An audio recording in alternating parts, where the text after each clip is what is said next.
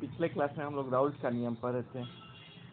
Raoult के नियम के आधार पर विलयन को हम लोग दो भागों में बांटे थे, आदर्श विलयन और दूसरा था अनादर्श विलयन। अनादर्श विलयन को दो भागों में बांटा गया है, धनात्मक विचलन वाला विलयन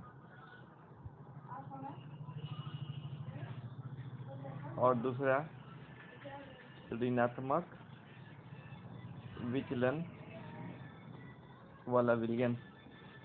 तो पिछले वीडियो में आपको ये भी बता दिया था आदर्श विलयन किसे कहते हैं। आदर्श विलयन वह है जो राउल्ट के नियम का पालन करता है, यानी कि दो पदार्थों को जैसे ए और बी को मिलाया जाए ना, तो आदर्श विलयन में आयतन में कोई परिवर्तन नहीं होता है। जैसे कि आप जब सोडा को आपको बताया गया था पानी में डाल देते हैं तो पानी में से इनोर या सोडा गिरने लगता है ग्लास में से, क्योंकि आयतन बढ़ गया। तो वैसा विलयन तो आदर्श विलयन नहीं होगा। आदर्श विलयन वही होगा जिसमें आयतन में परिवर्तन शून्य हो, यानी कि आयतन में कोई परिवर्तन नहीं हो, और एंथैल्पी में परिवर्तन यानी कि ऊर्जा में परिवर्तन भी शून्य हो, उसे ही आदर्श विलयन कहा जाता है। एंथैल्पी जैसे कि आप चूना को पानी में डालते हैं तो पानी गर्म हो जाता है, एंथैल्पी तो यहाँ पर परिवर्तन हो रहा है, यानी कि ऊर्जा में परिवर्तन हो रहा है। लेकिन आदर्श विलयन ऐसा होगा जिसमें एंथैल्पी में परिवर्तन शून्य होगा, यानी कि ए और बी दो पदार्थों को मिलाए तो ऊर्जा में कोई परिवर्तन नहीं हो। तो आदर्श विलयन के बारे में पिछले वीडियो में बताया गया था। आज हम लोग अनादर्श विलयन के बारे में पढ़ेंगे। तो अनादर्श विलयन दो तरह का होता है, एक धनात्मक विचलन वाला विलयन और एक ऋणात्मक विचलन वाला विलयन। तो सबसे पहले जानेंगे अनादर्श विलयन क्या है। तो अनादर्श विलयन वह है जो राउल्ट के नियम का पालन नहीं करता है।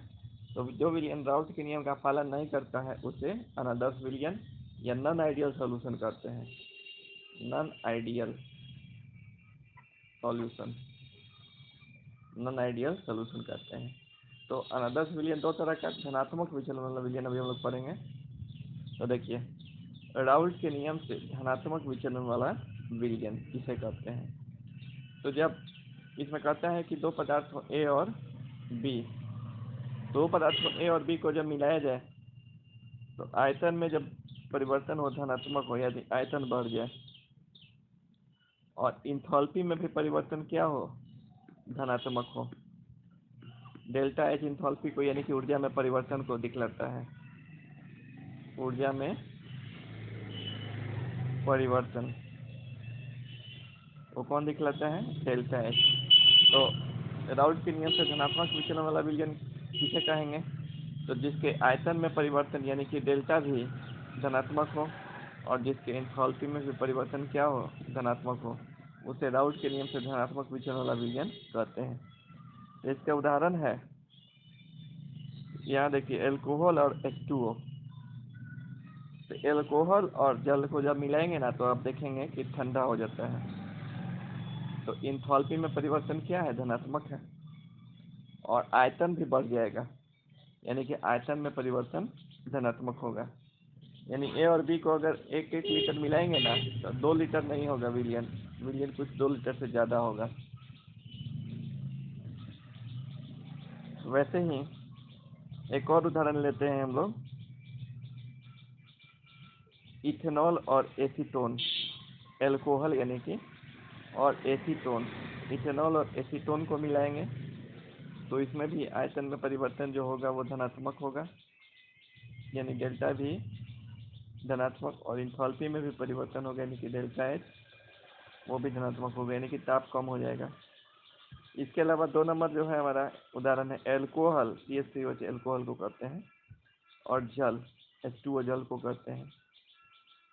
तो ये भी हमारा धनात्मक विचलन वाला विलयन है, क्योंकि अल्कोहल और जल मिलाएंगे ना, जिसको मिथेनॉल कहते हैं, मिथाइल अल्कोहल, तो देखेंगे कि विलयन जो है वो थोड़ा ठंडा हो जाता है, यानी कि एंथैल्पी में परिवर्तन क्या है, धनात्मक है। इसके अलावा CCl4 5 नंबर और CHCl3, CHCl3 को हम लोग क्लोरोफॉर्म करते हैं, और CCl4 को कहते हैं कार्बन टेट्राक्लोराइड, कार्बन टेट्राक्लोराइड।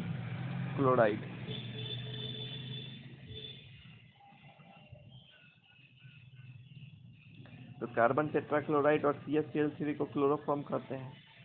इनको भी मिलाया जाए तो धनात्मक विचलन वाला ही विलयन बनता है।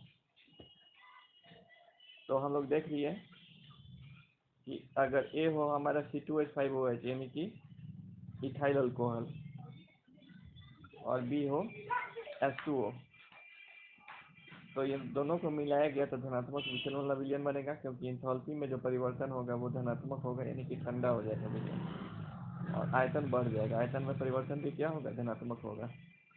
अब हम लोग पढ़ेंगे ऋणात्मक विचलन वाला विलयन। तो राउल्ट के नियम से ऋणात्मक विचलन वाला विलयन, तो हम कहेंगे कि जब इसमें दो पदार्थों जैसे A और B को मिलाएंगे तो जो आयतन में परिवर्तन होगा वो ऋणात्मक होगा, और इंथैल्पी में परिवर्तन, इन चाप में परिवर्तन भी क्या होगा, ऋणात्मक होगा, यानी कि गर्म हो जाएगा विलयन। तो हम कह सकते हैं कि इंथैल्पी में परिवर्तन क्या होगा, ऋणात्मक होगा, और आयतन में परिवर्तन भी ऋणात्मक होगा, यानी कि आयतन घट जाएगा। तो यहाँ लिखा है A और B अवयवों को मिलाने के बाद विलयन का आयतन कम हो जाता है,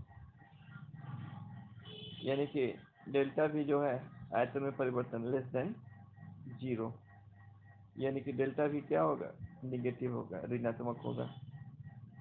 और 2 नंबर पॉइंट दिया हुआ है A और B के अवयवों को मिलाने पर ऊर्जा का उत्सर्जन होता है, अर्थात एंथैल्पी में परिवर्तन ऋणात्मक होगा। ऊर्जा का जब उत्सर्जन होगा तो विलयन गर्म हो जाएगा। तो इसका उदाहरण है H2O प्लस HCl, यानी कि जब एसिड को जल में मिलाते हैं तो आप देखेंगे कि विलयन गर्म हो जाता है। एंथैल्पी में परिवर्तन क्या होगा, ऋणात्मक होगा, और आयतन भी घट जाएगा। क्यों, तो H2O और HCl के बीच बहुत ज़्यादा आकर्षण बल कार्य करेगा, जिसके कारण आयतन घट जाएगा। वैसे ही H2O और H2SO4 यानी कि जल और सल्फ्यूरिक एसिड, यहाँ 5 नंबर में हम देख रहे हैं H2O और HNO3 यानी कि जल और नाइट्रिक एसिड, दोनों को मिलाएंगे तो गर्म हो जाएगा विलयन। 1 नंबर में देख रहे हैं क्लोरोफॉर्म CH3 और एसीटोन, तो ये सब ऋणात्मक विचलन वाले विलयन के उदाहरण हैं। परीक्षा के दृष्टि से एग्जाम्पल ऑब्जेक्टिव में आपको पूछ देता है कि कौन धनात्मक विचलन वाला विलयन है, कौन ऋणात्मक विचलन वाला विलयन है। अब इसको देख लेंगे ध्यान से। यहाँ जो 2 नंबर है वो है CHCl3 यानी कि क्लोरोफॉर्म और C6H6। C6H6 हम लोग बेंजीन को कहते हैं। किसको कहते हैं, तो बेंजीन को।